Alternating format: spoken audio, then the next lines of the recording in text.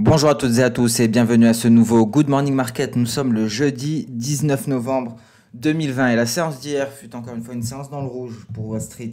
Wall Street qui s'est donc replié avec le S&P 500 et le Dow Jones en repli de 1,16% chacun. Le Nasdaq quant à lui a perdu 0,82% et le Russell 2000 a limité les pertes en ne cédant que 0,72%. Alors dans la région Asie-Pacifique, la séance a été est quelque peu mitigée avec un repli considérable du Nikkei, le S&P ASX 200 qui gagne du terrain, le Kospi qui est plus ou moins stable quand les indices chinois évoluent en territoire positif. Alors en Europe, pas de grands changements. On ne parvient toujours pas à s'affranchir de nos fameuses résistances. On va en parler. Le DAX évolue toujours en range et le CAC 40 aux alentours des 5470 points. Alors, à noter qu'en overnight, la livre sterling a chuté suite à des informations selon lesquelles certains membres de l'Union européenne exigeraient de la Commission européenne qu'elle mette en place des plans de no deal. Et à noter que Bloomberg rapporte que le Royaume-Uni et le Canada vont signer un accord de libre-échange dans quelques jours. Il y a également en Chine Xi Jinping qui a déclaré que l'expansion de la demande intérieure est une priorité stratégique pour la Chine. Il a également déclaré que la Chine abaissera encore ses tarifs et ouvrira davantage son économie. À noter également, concernant l'élection de Biden, le PDG du hedge fund BlackRock, donc BlackRock est le plus grand gestionnaire d'actifs au monde, s'attend à ce que Joe Biden apporte plus d'assouplissement, mais également de stabilité géopolitique. On passe à présent sur le volet pandémique avec le coronavirus. Près de 11 000 décès liés au coronavirus ont été signalés hier dans le monde et c'est un nouveau record, avec des nouveaux cas qui sont passés à 600 000. Et c'est exactement ce qui a créé une sorte de... à noter d'ailleurs ici très rapidement le câble, le GBP/USD qui est en train de sortir de son nuage H1. C'est un signal de vente, cependant la lagging span est en train de s'attaquer au nuage et donc ce signal ne sera pas validé dans l'immédiat. Il faudra que la lagging span parvienne également à franchir le nuage. Petite parenthèse, quand en parallèle l'USD4 donne le même signal, hein. C'est un signal inverse, c'est un signal d'achat ici avec le franchissement du nuage par un twist.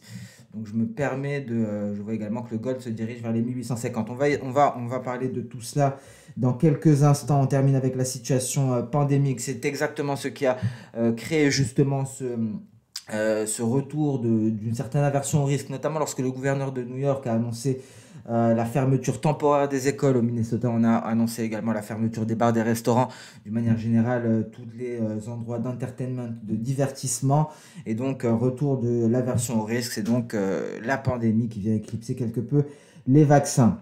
Et donc, qu'est-ce que l'on peut attendre de cette séance? Nous allons nous attarder sur le calendrier économique. Alors aujourd'hui, on va prendre connaissance du rapport les demandes hebdomadaires au chômage aux États-Unis à 14h30, mais également, alors je vais voir si j'arrive à le retrouver sur le calendrier économique en cochant la Turquie, car il y a la décision de la CBRT, voilà, donc à midi, et ça ce sera donc source, vous l'aurez compris, de volatilité pour la lire turque, et donc toutes les paires en tri seront soumises à une forte volatilité aujourd'hui. Alors on s'attend à une hausse des taux, une annonce à 15%. Donc c'est très exactement ce à quoi on s'attend. Cependant, Erdogan hier a jeté quelques doutes, hein. Le marché, donc je vous l'ai dit, s'attend à une forte hausse des taux, mais des déclarations d'Erdogan sont venues jeter un doute lorsqu'il a déclaré que les taux d'intérêt plus élevés auraient un impact négatif sur l'économie. Donc une petite confusion, hein, concernant ce que décidera la CBRT. Ce qui n'est pas étonnant, hein, d'un point de vue de la stratégie de la Turquie. Donc on attendra, on suivra avec attention cette décision de la CBRT à partir de midi, qui interviendra bien avant les demandes d'allocation chômage qui, eux, seront publiées à 14h30, et ensuite à 16h on attendra les ventes de logements existants, ventes de logements anciens, et on prendra connaissance des stocks de gaz naturel, hein.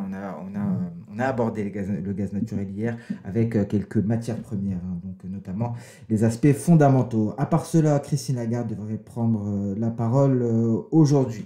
Donc voilà pour le calendrier économique. Nous allons passer sans plus tarder sur le compartiment action. Donc je vais me mettre en plein écran pour une meilleure visibilité. Donc voilà le DAX qui ne parvient pas, qui est toujours dans sa fourchette de consolidation, qui est toujours dans son range aux alentours, aux portes des 13 100 à 13 086. Qu'en est-il en données H1? Alors en données H4, pardon. Donc le scénario vient se confirmer, le nuage est là, il est en support, la Kijun est même en support, alors le plus probable resterait certainement une sortie par le haut pour le moment. Donc on va attendre un franchissement justement de cette borne supérieure, on va attendre un passage au-dessus des 13 280 pour envisager des perspectives haussières. C'est ce que l'on attend depuis plusieurs séances maintenant. Qu'en est-il du CAC 40? Le CAC 40 a échoué sur la borne supérieure de la zone de résistance.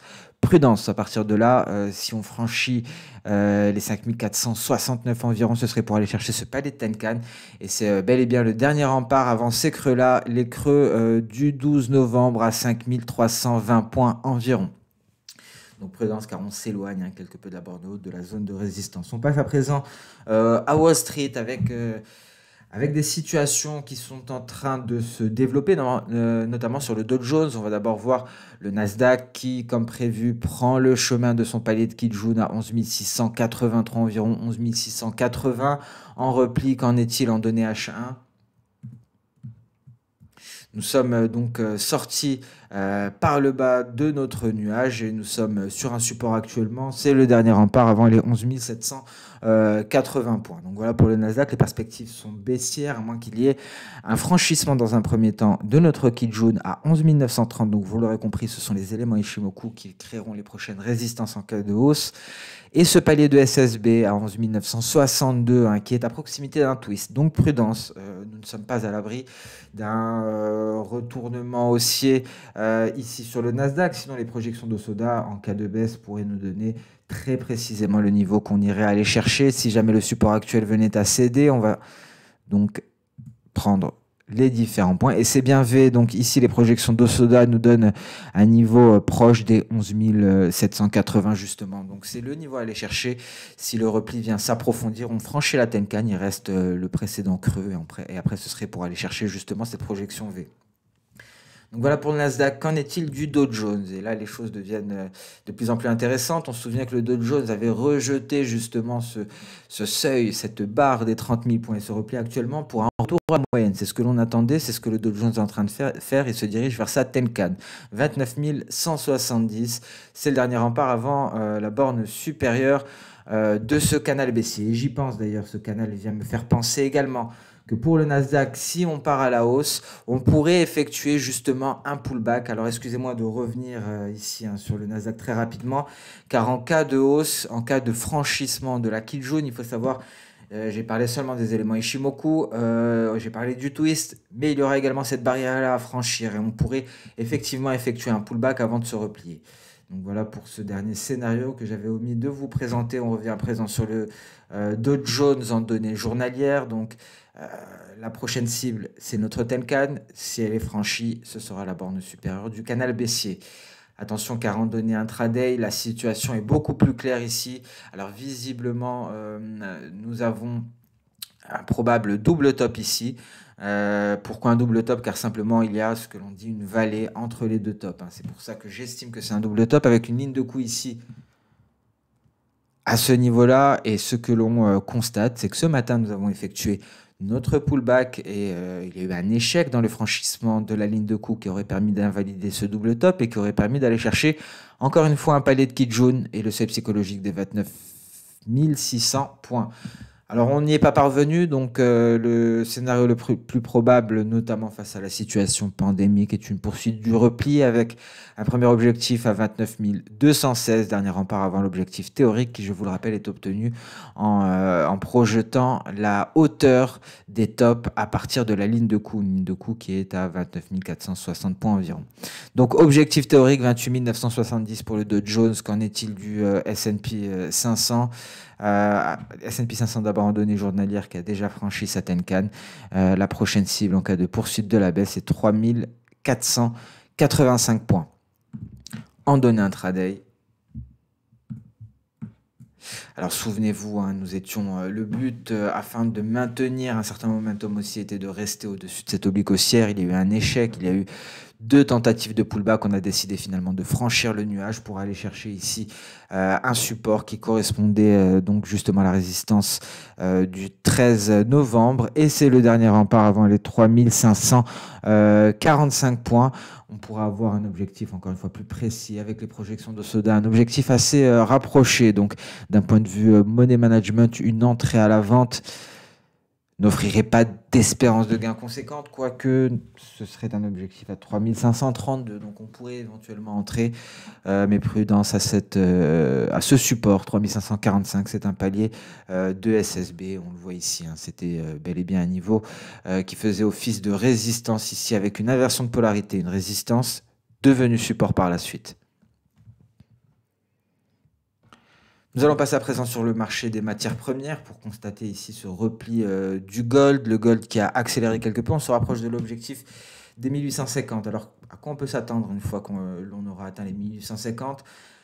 Très certainement un rebond. Très certainement un rebond. En revanche, un passage sous les 1850 serait un signal d'alerte assez conséquent.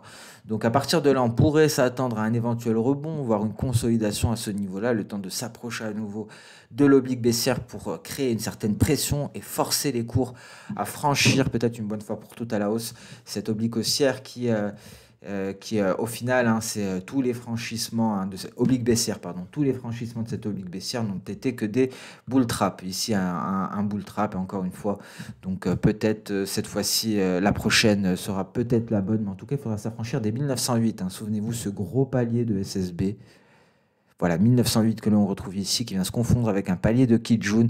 Et c'est là que l'on pourra espérer aller chercher les 1965 avant d'aller peut-être aller se rapprocher davantage du seuil psychologique des 2000 qui pourrait lancer le top départ pour une poursuite du rallye. Je vous rappelle qu'hier, nous avons publié une vidéo assez courte d'ailleurs de 10 à 15 minutes concernant l'or. On a fait un petit update sur ce marché-là.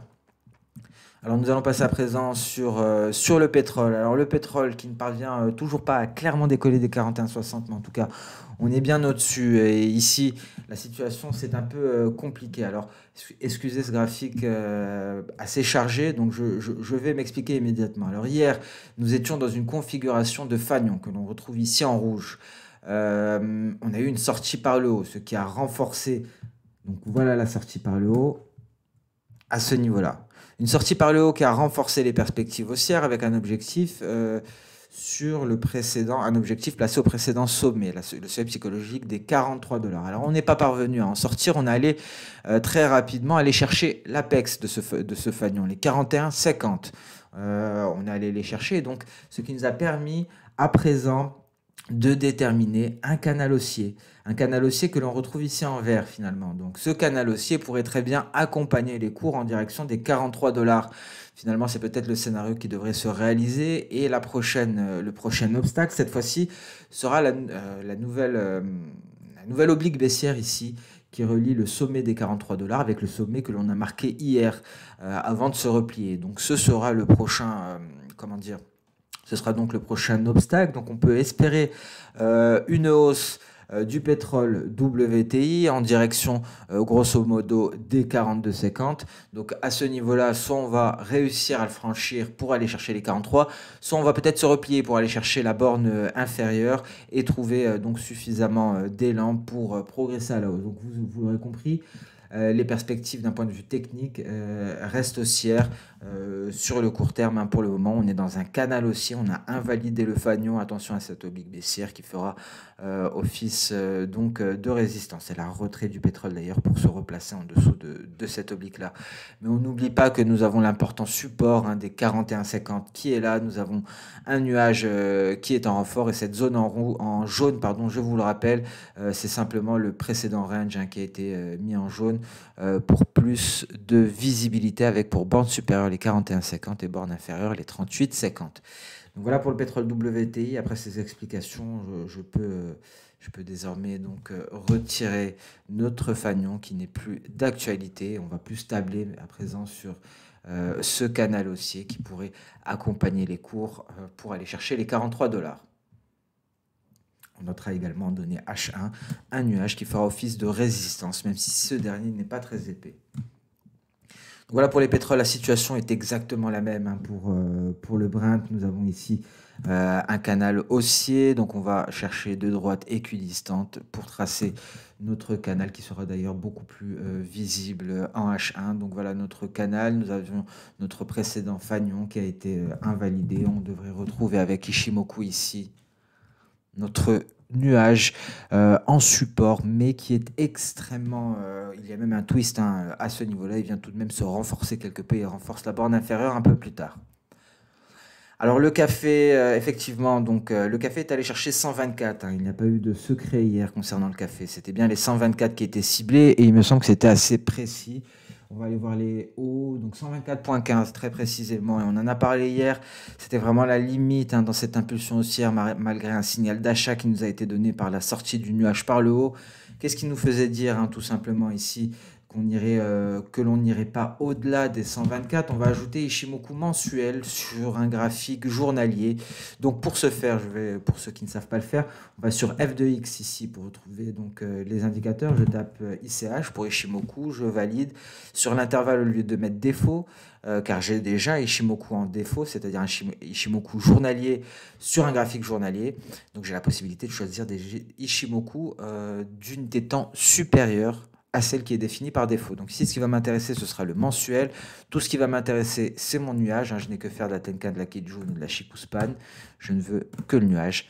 Et c'est exactement ce qui a stoppé la hausse du café. Donc 124, c'était l'objectif pour ceux qui étaient entrés à l'achat.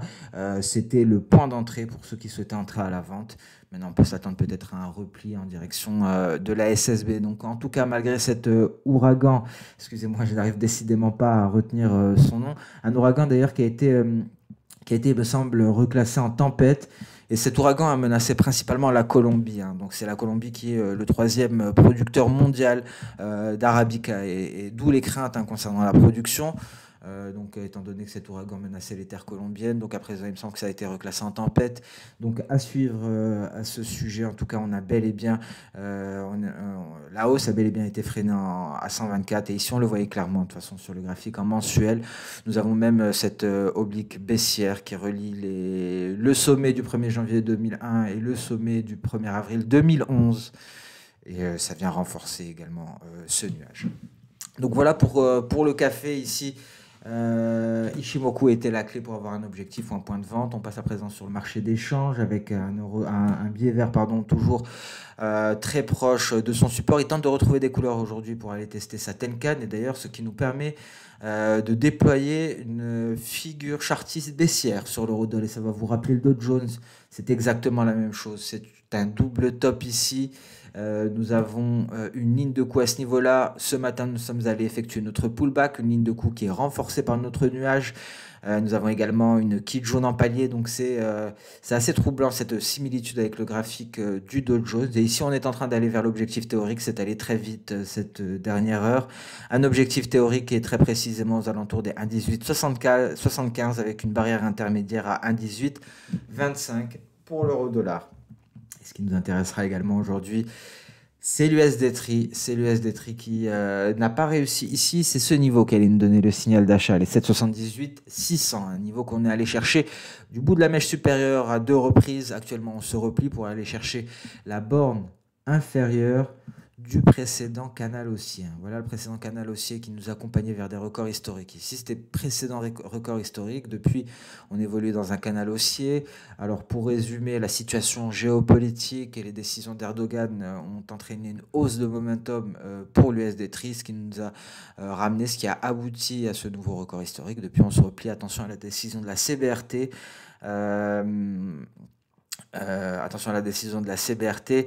On pourra avoir aujourd'hui clairement soit une sortie par le bas du nuage, soit une sortie par le haut du nuage pour aller chercher Tenkan à 8,015, voire Kijun à 8,09. En cas de repli, on pourrait aller chercher ici ce niveau justement que l'on vient d'aborder, les 7,28. Donc 7,28,60 très exactement. Donc une séance Crucial ici hein, pour l'USD Tree aujourd'hui. Tous les scénarios sont possibles. Dans tous les cas, la théorie Shimoku nous le dit déjà, car les cours sont dans le nuage. Et selon la théorie, lorsque les cours sont dans le nuage, ça veut dire que les cours sont à l'équilibre. Il n'y a donc pas de déséquilibre. Car je vous rappelle que le but du trading, c'est justement de capter les déséquilibres de cours. Ici, il n'y en a pas. On va attendre un déséquilibre sorti du nuage par le bas ou sorti par le haut. Alors ce Good Morning Market touche à sa fin. Je vous remercie pour votre fidélité. Je vous remercie pour tous ces commentaires. Pour tous ces commentaires qui sont extrêmement encourageants. Je vous remercie également pour les partages sur Twitter des Good Morning Market, pour les partages dans les groupes de traders sur Facebook. Donc encore une fois, merci pour tout ce soutien. Tout ce soutien bien entendu qui nous pousse à redoubler d'efforts pour vous fournir toujours du meilleur contenu. Excusez-moi, je n'ai pas abordé d'ailleurs l'USD-CAD. Je vais me permettre très rapidement ici. Clairement, nous avons un objectif hein, pour ceux qui interviennent sur l'USD-CAD. Ce serait ce palier d'SSB sur les 1,31 18 pour l'USD-CAD. Mais cela serait conditionné à une baisse du pétrole. Donc voilà pour terminer. On essaiera peut-être lors des prochains Good Morning Market de mettre un peu plus l'accent sur le marché d'échange. C'est vrai que j'ai laissé un petit peu ce marché de côté dernièrement, étant donné que nous traitons de beaucoup d'actifs. Donc le but sera d'intégrer de plus en plus de paires de devises pour satisfaire un maximum de clients. Merci à toutes et à tous pour votre fidélité. Je vous souhaite une excellente séance de trading. On se donne rendez-vous dès demain pour la dernière séance de trading de la semaine. Au revoir.